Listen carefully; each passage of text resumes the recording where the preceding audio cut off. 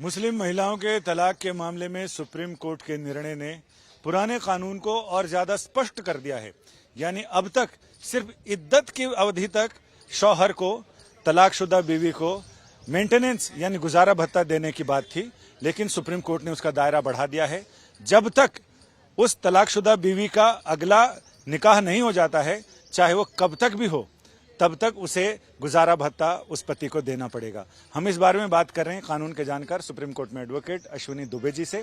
अश्विनी जी, क्या ये जो हम समझ पा रहे हैं वही है या इसमें और क्या स्पष्टता है? देखिए, बिल्कुल आपने जो कहा कि इद्दत की पीरियड तक पहले देने का जो मुस्लिम पुरुषों को ये तक अपनी महिलाओं को अधिकार देंगे, अब सुप्रीम कोर्ट ने उससे भी बियॉन्ड आगे जाकर के दो बड़ी इंपॉर्टेंट बात कही। पहला कहा कि धारा 125 जो क्रिमिनल प्रोसीजर कोड की, जो बाकी धर्म की महिलाओं को अपने पतियों से गुजारा भत्ता लेने की बात करे जब तक कि उसकी दूसरी शादी नहीं हो, इवन डाइवोर्स वुमेन को भी उनके बराबर कर दिया। तो संविधान की जो मूल भावना है, जो आर्टिकल 14, 25, 15 और 21 जो कहता है महिला और महिला के बीच में डिस्क्रिमिनेशन नहीं होगा, वो उसकी तरफ सुप्रीम कोर्ट का एक बड़ा कदम है। दूसरा, देश भर में जो तमाम महिलाएं रिलीजियस स्क्रिप्चर्स के बेस पर बने हुए पर्सनल लॉ की वजह से उनको जो मेंटेनेंस नहीं मिलता था और बाकी धर्म की महिलाओं को मिलता था, तो उन्हें भी इस केस के बाद, इस जजमेंट के बाद मेंटेनेंस मिलेगा।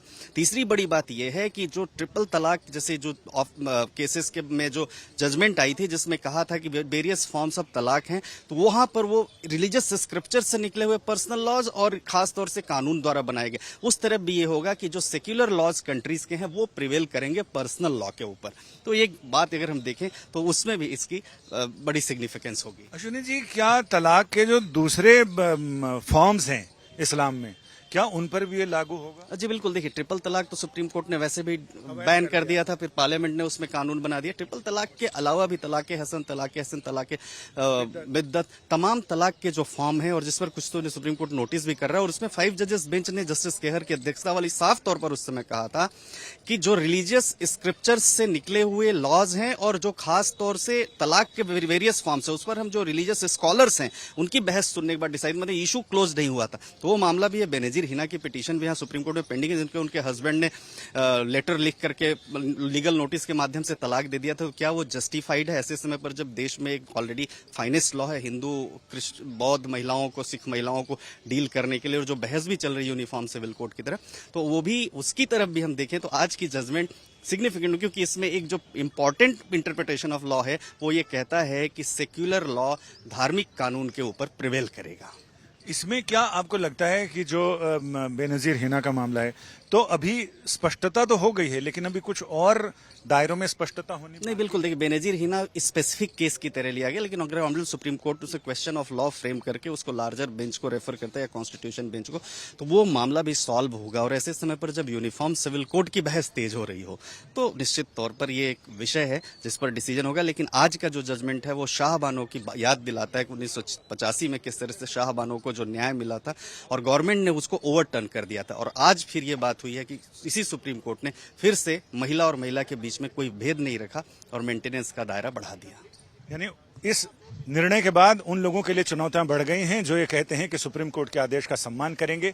क्या वो इस आदेश को लेकर भी शांति से इसको स्वीकार करेंगे, या इस पर फिर ये कहेंगे कि हमें यहाँ पर अपने पर्सनल लॉ के प्रैक्टिस का अधिकार है, उसको चलने का अधिकार है? तो इस पर देखना ये दिलचस्प होगा कि सुप्रीम कोर्ट के ऑर्डर के बाद, इस निर्णय के बाद प्रतिक्रिया क्या आती है। मुस्लिम महिलाओं के गुजारा भत्ते को लेकर सुप्रीम कोर्ट का एक नया फैसला आया है जो पुराने निर्णयों को और स्पष्ट करता है, दायरा बढ़ाता है। पहले के निर्णय ये थे जिसमें कहा गया था कि तलाक के बाद किसी भी महिला को उसका पति उसकी अगली शादी होने तक, पहले तो ये था इद्दत तक, वो इद्दत के समय तक उसको गुजारा भत्ता देगा, लेकिन अब सुप्रीम कोर्ट में जस्टिस नागरत्ना की अगुवाई वाली पीठ ने फैसला दिया है, इसे और स्पष्ट किया है, दायरा बढ़ाया है, जिसमें कहा कि अगली शादी होने तक पति को गुजारा भत्ता देना पड़ेगा। हालांकि इस पूरे मामले में सीनियर एडवोकेट सुप्रीम कोर्ट में वसीम अहमद कादरी साहब हैं, और ये उस मामले में पति की तरफ से उसकी पैरवी कर रहे थे, लेकिन उन्होंने इस निर्णय का भी स्वागत किया है क्योंकि यह निर्णय बहुत सारे हिस्से को कवर करता है और एक क्रांतिकारी निर्णय है। वसीम कादरी साहब, इस पूरे निर्णय की बारीकियां क्या है? देखिए, ये एक हिस्टोरिकल जजमेंट है। इश्यू तो बहुत छोटा सा था कि अगर डिवोर्स वोमेन है तो क्या सेक्शन 125 सीआरपीसी में वो एप्लीकेशन फाइल कर सकती है या उसको स्पेशल एक्ट में फाइल करना होगा सेक्शन 3 में। इशू ये था, लेकिन कोर्ट ने काफ़ी इस इशू के स्पेक्ट्रम को बढ़ा के और काफ़ी चीज़ें मतलब दूसरी चीज़ें सुनी। सारे जितने जजमेंट यानी कॉन्स्टिट्यूशन बेंच का जजमेंट, दनियाल लतीफ़ी का जजमेंट और सारे जजमेंट्स को उन्होंने मतलब कंसीडर किया। और आज जो जजमेंट आया है वो बेसिकली जजमेंट है वुमेन एम्पावरमेंट का। इस जजमेंट को आप ये नहीं कह सकते हैं कि ये मुस्लिम वुमेन के लिए है, क्योंकि मुस्लिम वुमेन के लिए जहां तक है गुजारे भत्ते का, तो वो इद्दत पीरियड और इद्दत पीरियड के बाहर वो सब इश्यूज तो काफी हद तक डिसाइड हो चुके थे।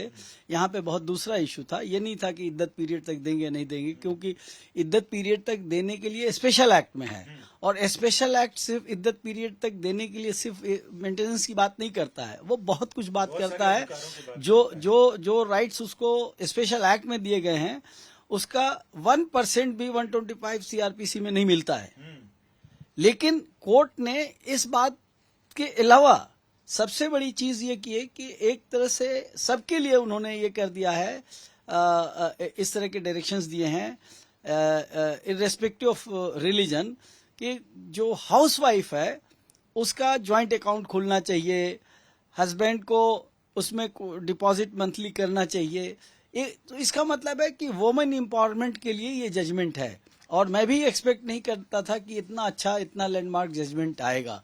और जब डायरेक्शंस सुने मैंने और फिर ऑब्जर्वेशंस कोर्ट में जो सुने, अभी जजमेंट पढ़ा नहीं है पूरा मैंने, बट जो कोर्ट ने जो ऑब्जर्वेशंस रीड किए उसको पढ़ के मतलब सुन के बहुत अच्छा लगा। और ये रियली लैंडमार्क जजमेंट है, एक प्रैग्मेटिक एंड प्रैक्टिकल व्यू है। आप इस लैंडमार्क जजमेंट के हिस्से हैं और मुझे ऐसा, मेरा जो मानना है वो ये है कि रिश्ता टूटने के बाद भी आर्थिक रिश्ता रहेगा। अगर ज्वाइंट अकाउंट है जिसमें दोनों, तो कहीं ना कहीं रिश्ते की डोर बरकरार रखी है कोर्ट ने। नहीं, देखिए डिवोर्स के बाद देखिए दोनों में खटास तो हो जाती है, लेकिन उस वक्त फिर कोर्ट डिसाइड करेगी। जब ज्वाइंट अकाउंट है उसको कोर्ट सेपरेट अकाउंट में डाल सकती है। जो लॉ है वो तो है ही, लेकिन एक वुमेन की सिक्योरिटी के लिए ये एस्पेक्ट है, ये कोई भी लॉ नहीं कवर कर रहा है। आज की डेट में इस इश्यू पे लॉ साइलेंट है और इसको लॉ माना जाएगा, क्योंकि जब तक पार्लियामेंट्री लॉ नहीं होता है तब तक सुप्रीम कोर्ट के जजमेंट को ही आप लॉ मानते हैं। और इन केस पार्लियामेंट कोई लॉ लाना चाहती है इस इश्यू पे ला सकती है, लेकिन जब तक लॉ नहीं लाएगी तब तक ये लॉ है। इसमें एक और लोगों के मन में जिज्ञासा है कि तलाक के बाकी और जो तरीके हैं क्या उन पर भी ये लागू होगा समान रूप से? देखिए, इस जजमेंट का किसी तलाक से कोई वास्ता नहीं है, कोई रिलेशन नहीं है, संबंध विच्छेद से है। ये जजमेंट जो है, मैं ये कहूंगा कि ये वुमेन एम्पावरमेंट के लिए, मैं इतना कहूंगा। यानी ये महिलाओं का सशक्तिकरण, उनको मजबूती देने के लिए है। और कहीं ना कहीं ऐसा लगता है कि इस बात की भी तस्दीक करता है ये जजमेंट कि जिंदगी ब्लैक बोर्ड नहीं है जिस पर एक डस्टर घुमाया और सब कुछ मिट गया। कैमरामैन नासिर खान के साथ संजय शर्मा, दिल्ली आज तक।